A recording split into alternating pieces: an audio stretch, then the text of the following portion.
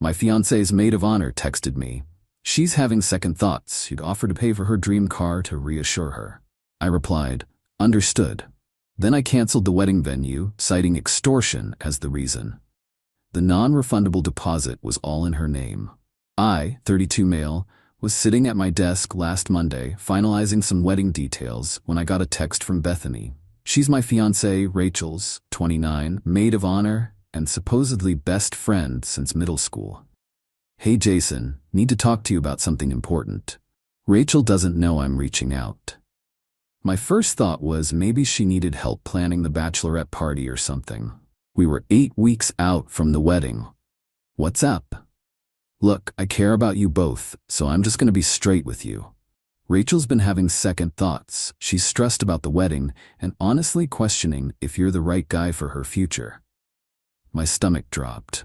Rachel and I had been together 4 years, engaged for 1. Everything seemed fine. We'd literally gone cake tasting 2 days ago. Second thoughts about what exactly? She feels like you're not really committed to building the life she wants.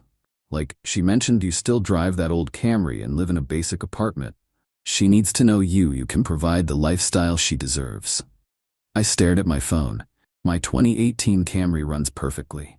My apartment is nice, 2 bedrooms, good area, $2,100 a month. I make $78 as a project manager. Not rich, but comfortable. What are you suggesting, Bethany?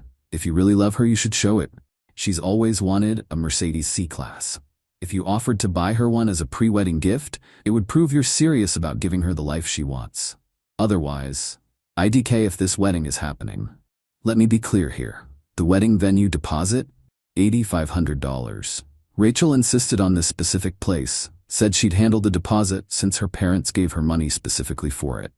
Catering deposit? Another $3,200, also in her name because she wanted to use her credit card for the points.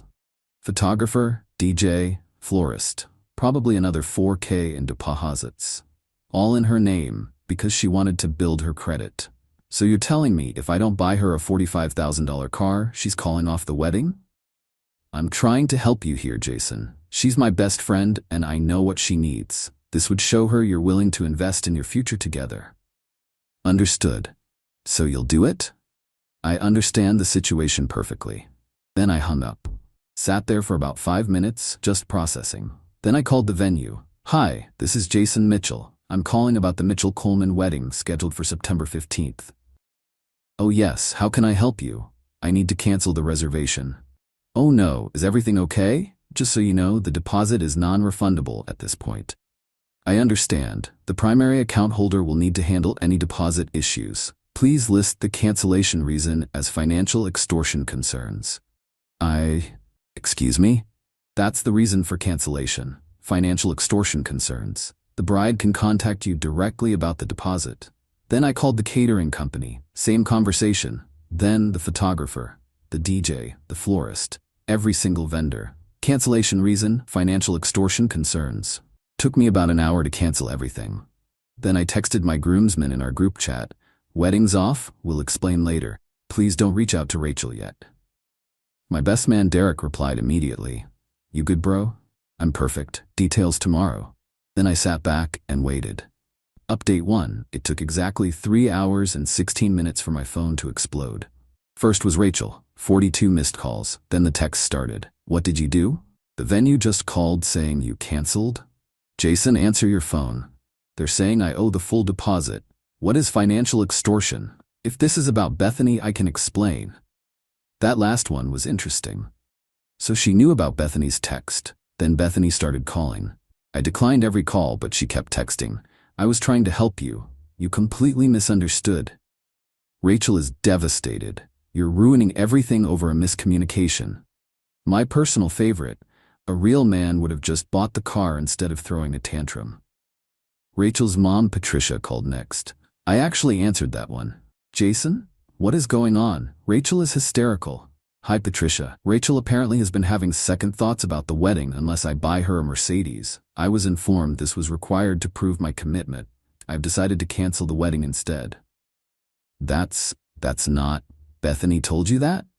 Yes, said Rachel needed to know I could provide the lifestyle she deserves. Long pause. That little witch. Let me call you back. 20 minutes later, Patricia called again. Jason, I've spoken to Rachel. Bethany apparently took it upon herself to interpret some comments Rachel made. Rachel never asked for a car. What comments did Rachel make? Another pause. She may have mentioned to her friends that she wished you were more ambitious and that she hoped marriage would motivate you to upgrade your lifestyle. So she does think I'm not good enough as I am? That's not. Jason, all brides get nervous before weddings. Patricia, with respect, being nervous is different from discussing with friends that I need to be financially motivated to be worthy of marriage. The wedding is canceled. But the deposits, it's over $15,000. That's Rachel's concern. She wanted them all in her name. After I hung up, I texted Rachel once. Your maid of honor informed me that you need a Mercedes to be sure about our marriage. That tells me everything I need to know. The apartment lease ends in 2 months. Please arrange to move your belongings. Then I turned off my phone and went to Derek's place. Update 2. Stayed at Derek's for 2 nights to let things cool down. When I got back to the apartment Wednesday evening, Rachel was there with reinforcements. Bethany, her sister Amy, and her mom. The second I walked in, Rachel started crying. Not pretty tears, full dramatic sobbing. How could you do this to me? Everyone knows. The humiliation. You humiliated me first when you discussed with your friends that I wasn't good enough. I said calmly. Bethany jumped in. She never said that. You're twisting everything. You literally texted me saying she needed a Mercedes to be sure about marriage. I was being dramatic. Girls talk. You don't understand female friendships. Amy piled on. Jason, you're being ridiculous. Do you know how much money she's losing? The venue won't refund anything. Then maybe she should have thought about that before deciding I needed to be financially extorted to be worthy of marriage. Patricia tried the reasonable approach.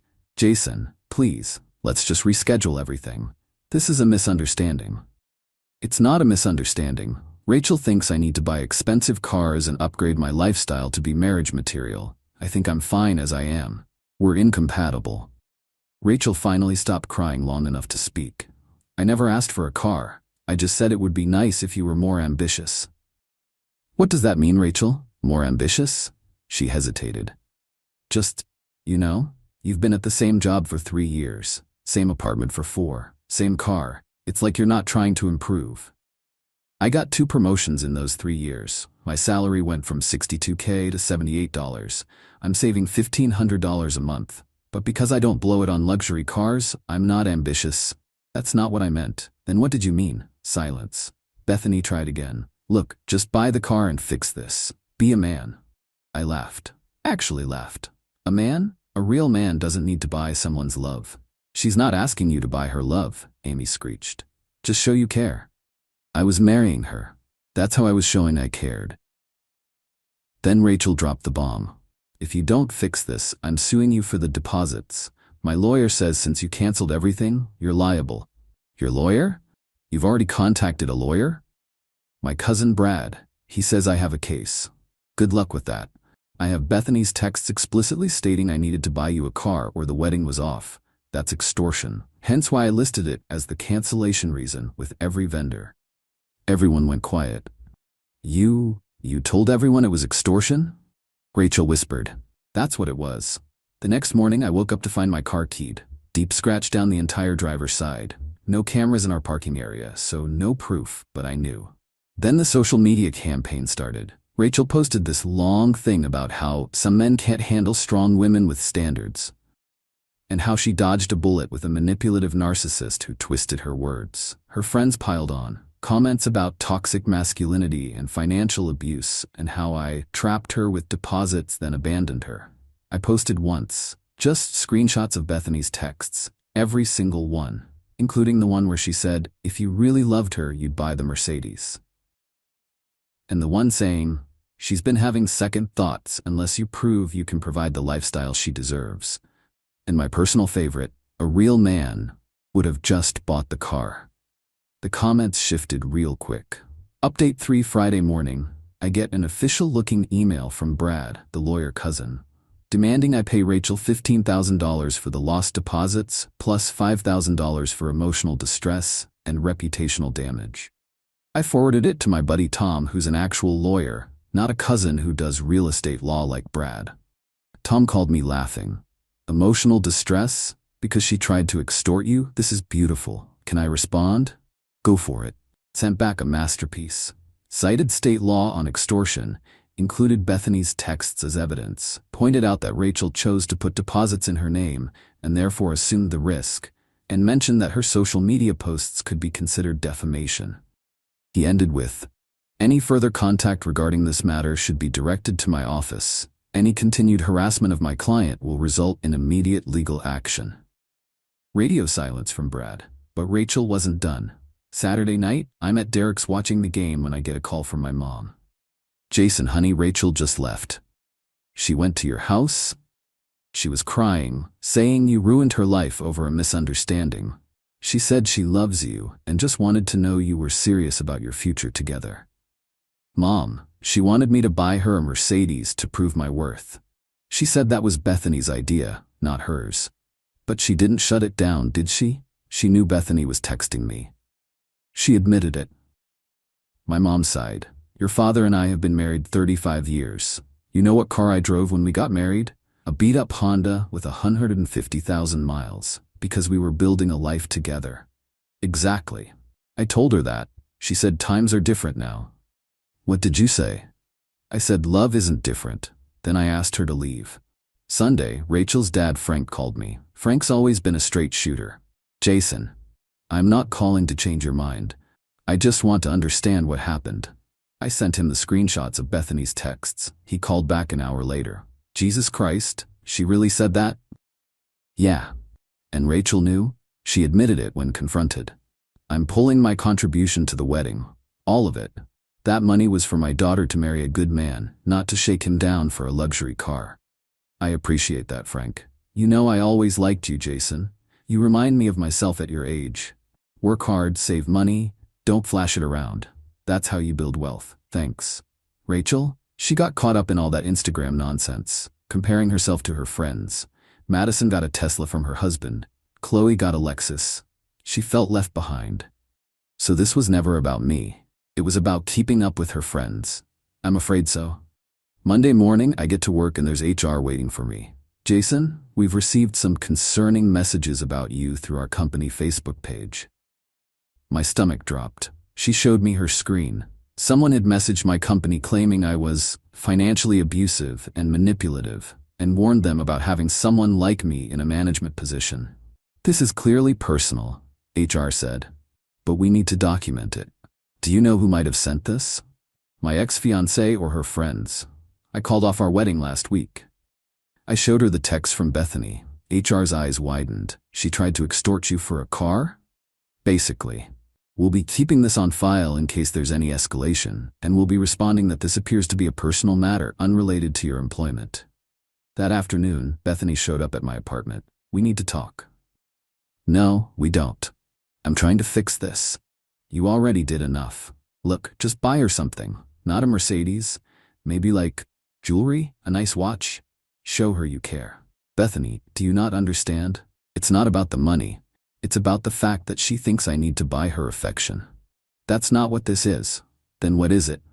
"It's about security. She needs to know you can provide." "I can provide. I make good money. I save. I invest. I'm just not flashy about it." "But how is she supposed to know that?" "By trusting me? By looking at my actions over 4 years? By having adult conversations about finances instead of sending her friend to shake me down?"